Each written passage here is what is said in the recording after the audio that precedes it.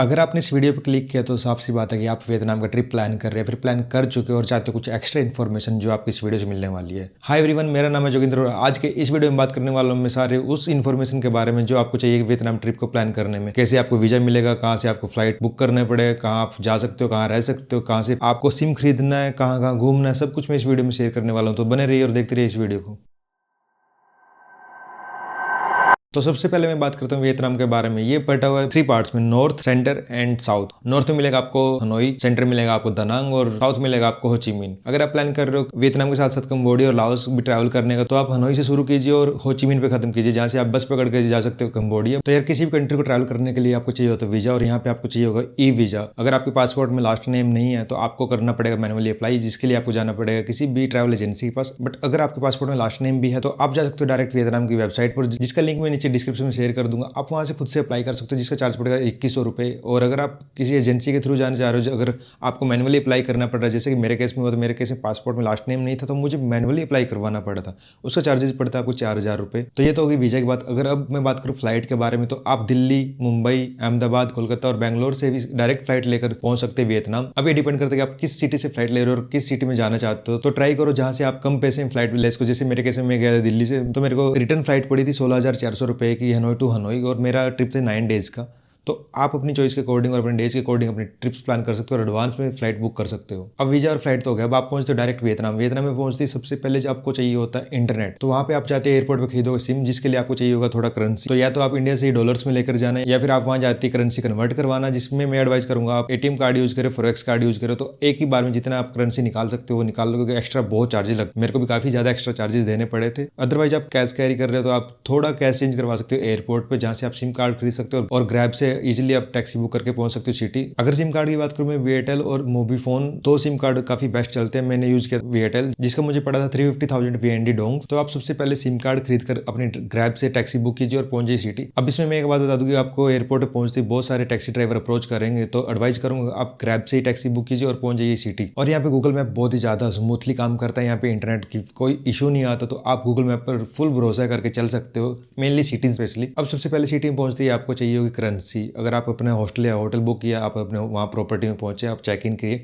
वहाँ की check in का टाइम है 2 बजे, तो आपको वेट करना पड़ सकता है। तो आप ट्राई कर सकते हो कि तब तक सिटी एक्सप्लोर करो, अपना ब्रेकफास्ट और लंच करो और अपनी करेंसी कन्वर्ट कराओ। करेंसी कन्वर्ट कराने के लिए आपको जाना पड़ेगा किसी भी सुनार की दुकान पे। अब आपके पास सिम कार्ड है तो जैसे आप गूगल में ट्राई करोगे तो आपको इजिली नियर बाई की सारी सुनार की दुकानें मिल जाएंगी, तो आप इजिली वहाँ पे अपनी करेंसी कन्वर्ट करवा सकते हो और जा सकते हैं किसी भी नियर बाई कैफे में। अगर मैं फूड की बात करूँ तो भाई वहाँ पे लोकल फूड काफी फेमस है, वहाँ का स्ट्रीट फूड बहुत ज्यादा फेमस है, आप ट्राई कर सकते हो वहाँ का बन मी और वो चिकन बर्गर है। अगर आप वेजिटेरियन भी तो आपको वैगन बताना पड़ेगा उनको, अदरवाइज मैक्सिमम उनके बर्तन वगैरह जो मैंने देखे हैं वो मिक्स ही रहते हैं। तो एडवाइस करूंगा अगर आप वैगन हो तो थोड़ा एडवांस में बताओ उनको, अदरवाइज आप बन मी वगैरह ट्राई करो, काफी बहुत मस्त होता है। इसके अलावा अगर आप ढूंढ रहे हो Indian food, proper Indian food मिल जाएगा, बट वो बहुत कॉस्टली होने वाला है, आपकी जेब पे बहुत सारा भार पड़ने वाला है। अगर आप चाहते हो कि आप इंडियन फूड खाओ तो मैं एडवाइस करूंगा भाई लोकल कंट्री का फूड ट्राई करो, स्ट्रीट फूड ट्राई करो, बहुत मजा आने वाला है। वैसे इसी बीच मेरे से कुछ लोगों ने पूछा था कि क्या बेस्ट सीजन है वियतनाम जाने का। मैं गया था अभी सितंबर में, तो मेरे अकॉर्डिंग जब भी आप चले जाओ वही बेस्ट सीजन है, क्योंकि मेरे को बताया गया था कि सितंबर के एंड के बाद यानी कि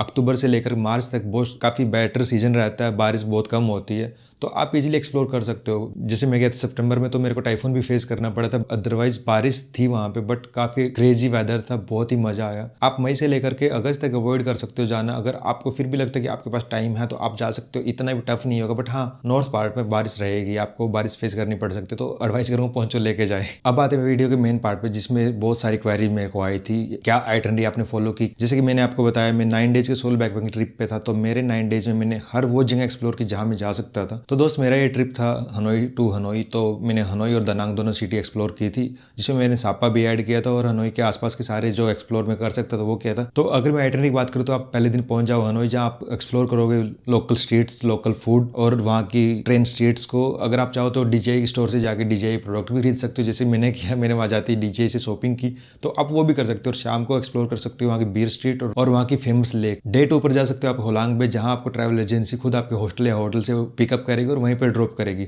आप पूरा दिन क्रूज पे एक्सप्लोर करोगे, वहाँ की केव्स, वहाँ की माउंटेन्स, जो भी आप एक्सपीरियंस करोगे वो काफ़ी क्रेजी रहने वाला है। वहाँ पे आप कयाकिंग करने वाले हो, वहाँ पे आप स्विमिंग करने वाले हो, सब तरह के एक्सपीरियंस आपको वहाँ रहेंगे, तो काफ़ी क्रेजी होने वाला है। डे 3 पर आप जा सकते हो निनमिन, जहाँ आप एक्सप्लोर करने वाले हैं वहाँ का famous old temple, Hang Mua mountain and Tam Coc, जहाँ आप एक्सपीरियंस करोगे बोटिंग का और साइकिलिंग का। ऐसा कुछ पूरा दिन रहने वाला आपका निनबिन में। और होलांग बे और निनबिन दोनों डे में आपका लंच इंक्लूड रहने वाला है, तो आपको लंच की कोई टेंशन नहीं है। आप डायरेक्ट शाम को पहुंचोगे, आपको जहां से पिकअप किया गया वहीं पे आपको हॉस्टल या होटल में उतार दिया जाएगा। उसके बाद आप प्लान करोगे अपना डे 4 का। अगर आपके पास 9 डेज है मेरी तरह, तो आप प्लान कर सकते हो सापा जाने का। सापा नॉर्थ पार्ट, जैसे हमारे इंडिया में माउंटेन्स पड़ते हैं हमारे हिमाचल के, इस तरह का वो पार्ट्स है जहाँ पे आप राइस फील्ड में एंजॉय कर सकते हो। वहाँ का फेमस मोना सापा या फिर कैटकेट विलेज एक्सप्लोर कर सकते हो। तो वहाँ की आपको इजिली हनोई से सापा के लिए ओवरनाइट बसेस मिल जाएंगी, जिसका चार्ज पड़ेगा आपको 5 लाख VND। बट अगर आपके पास डेज कम है और आप सापा स्किप करना चाहते हो, तो आप डे 4 पर हनोई से डायरेक्ट फ्लाइट पकड़ पहुंच सकते हो दानांग, जहां आप सबसे पहले जाओ होयान। तो दानांग पहुंचने से पहले मैं आपको बता दूं, जब आप इंडिया से वियतनाम पहुंचते हो यानी हनोई पहुंचते हो, तो आप पहुंचते हो इंटरनेशनल एयरपोर्ट पर। बट जब आपको दानांग की फ्लाइट पकड़नी है तो आप जाओगे हनोई के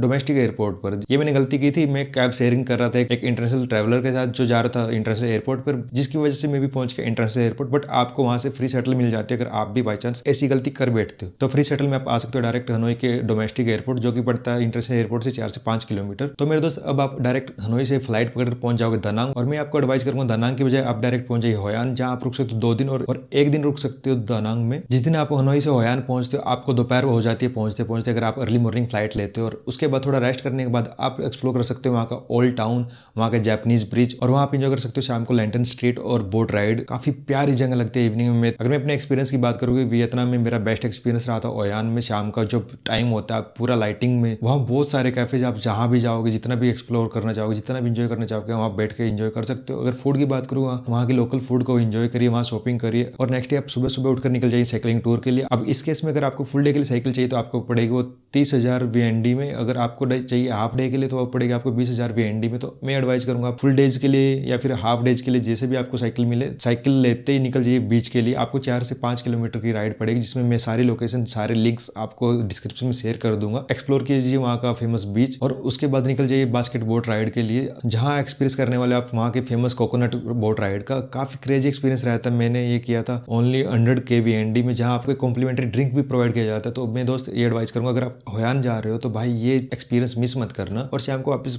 टाइम से पहुंचकर अपने हॉस्टल आप पहुंच जाए दानांग। अब मेरे कैसे, मैंने अपने डायरेक्ट हॉस्टल से ही दानांग के लिए अपना शटल बुक किया था। वो मेरे को पड़ा था 130K VND में। काफी चीप डील मिलती है भाई, मेरे को लगता है इसके अलावा आपको कोई काफी चीप डील मिल सकती है। तो एडवाइस करूंगा आप अपने हॉस्टल से अपना शटल बुक करिए और पहुंच जाइए दानांग। शाम को आप रुके किसी भी होटल या हॉस्टल में और एक्सप्लोर किए दानांग के आसपास का एरिया और dragon bridge. Next day early morning आप निकल सकते हो दानांग के फेमस बाना हिल के लिए। मैं एडवाइस करूंगा आप किसी भी ऑनलाइन वेबसाइट, जैसे मेरे कैसे मैंने क्लॉक से किया था, आप क्लॉक से बुक कर सकते हो अपना बाना हिल का शटल और साथ में टिकट भी। तो उससे ईजी होगा कि आपकी टाइमिंग बचेगा, आपको आने जाने का हसल बचेगा। आप डायरेक्ट एक पिकअप पॉइंट पर पहुंचोगे और आपको बस 9 बजे तक बाना हिल पर छोड़ देगी। वहां से आप एक्सप्लोर करोगे खुद से। आपको अपनी टिकट में चूज करने का आपको गाइड चाहिए नहीं चाहिए, आपको लंच इंक्लूड करना नहीं करना। मैं एडवाइस करूंगा भाई लंच इंक्लूड मत करो, आप पैसे भी बचा सकते हो और अपनी मर्जी का बेस्ट खाना खा सकते हो बाना हिल पर। अगर आप भी मेरी तरह बैग कैरी कर रहे हो तो आप वहाँ पे बाना हिल के लॉकर्स मिलते हैं। वहाँ पे अगर राइट कॉर्नर पे बिल्कुल राइट एंड पे जाओगे तो आपको लॉकर मिल जाएंगे, अपना बैग सबमिट कीजिए, फ्री ऑफ कॉस्ट होगा। और उसके बाद आप एस्केलेटर से और बाद में केबल कार पकड़ के पहुंचे बाना हिल। वहाँ पूरा दिन एक्सप्लोर कीजिए, काफी क्रेजी एक्सपीरियंस रहता है। वहाँ गोल्डन ब्रिज में एडवाइस करूंगा शाम के 2 से 3 बजे के आसपास जाओ, सारी जगह खाली मिलेगी। मैं तो खुश था, मतलब गया तो पहले भी था, बट मैंने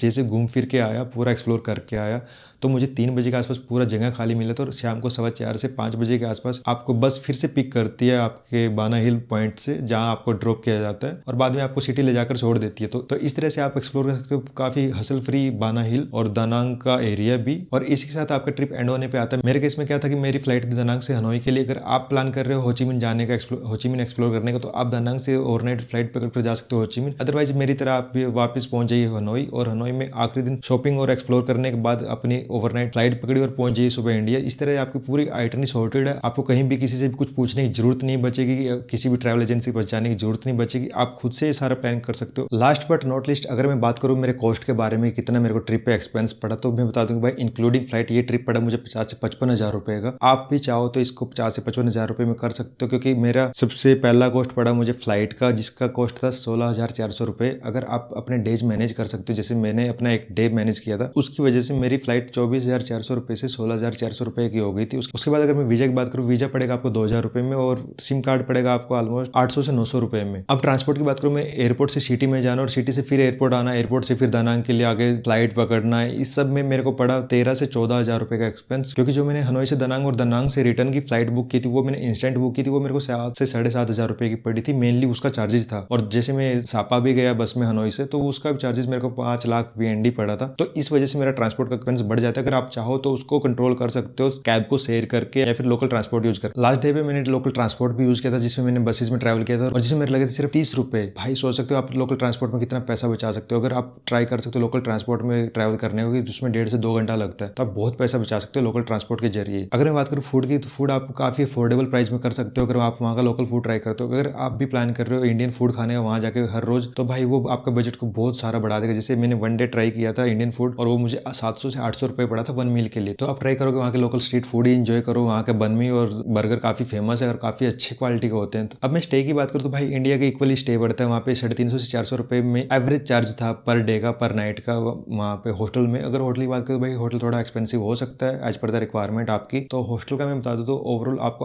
8 दिन का पड़ेगा ऑलमोस्ट 3500 रुपीज का। और आखिरी एक्सपेंस जो आपकी जेब पे बहुत भारी पड़ने वाला है वो है भाई साइट सीइंग का। क्योंकि आप होलांग बे या निनमिन जा रहे हो तो आपको 3 से 3,500 रुपये की टिकट मिलने वाली है। और उसके साथ साथ अगर आप सापा जा रहे हो तो वहाँ पे आपको 80,000 VND की मोनो सापा की टिकट मिलेगी। और अगर आपको कैटकैट विलेज वगैरह एक्सप्लोर करने हैं तो वो थोड़ा कॉस्टली पड़ सकता है। वैसे अगर आप दानांग में बाना हिल पर जा रहे हो तो आपको वो 3600 का पड़ेगा क्लॉक से, अगर आप लंच अवॉइड कर सकते हो तो थोड़ा एक्सपेंसिव पड़ता है sightseeing. But as compare to transport आप वहाँ पैसे बचा सकते हो। ट्रांसपोर्ट में आप पब्लिक ट्रांसपोर्ट यूज करके पैसे बचा सकते हो, बट साइट सीइंग में आप कोई पैसा नहीं बचा सकते। क्योंकि अगर आप वो चीज़ एक्सपीरियंस करने गए हो तो भाई मैं एडवाइस करूँगा बार बार तो नहीं जा रहे तो एक्सपीरियंस करके आओ। मेरा जो एस्टिमेट है वो 10 से 11,000 रुपये का साइट सीइंग का एक्सपेंस जाएगा। तो ओवरऑल की बात करूँ मेरे 55,000 के आसपास एक्सपेंस आया था। तो इतना ही आप आ सकता है। तो आप सापा को एक्सक्लूड करके अपने ट्रिप का कॉस्ट कम कर सकते हो। तो दोस्तों ये सब इन्फॉर्मेशन थी आज की वीडियो में। जितना भी मेरा एक्सपीरियंस रहा मेरा 9 डेज के सोलो बैकपैकिंग ट्रिप से वियतनाम का, जितना भी मैं डिटेल में शेयर कर सकता था वो सारा मैंने इस वीडियो में डिटेल में शेयर कर दिया। तो अगर इस वीडियो के बाद भी अगर कोई इन्फॉर्मेशन बाकी है जो आपको चाहिए तो आप कमेंट कर सकते हो। मैं अपना बेस्ट करूंगा आपको इन्फॉर्मेशन शेयर करने का, जहां से भी जैसे भी मेरे को समझ आएगा, जितना मेरे को पता होगा मैं अपना एक्सपीरियंस है वो आपको साथ शेयर करूंगा। बाकी अगर आपको ये वीडियो थोड़ा सा भी अच्छा लगा तो इस वीडियो को लाइक और सब्सक्राइब कर देना और कमेंट में बताना मत भूलना कि आपको ये वीडियो कैसा लगा। बाकी पूरा वीडियो देखने के लिए थैंक यू सो मच। मिलते हैं अगली वीडियो में। Bye bye.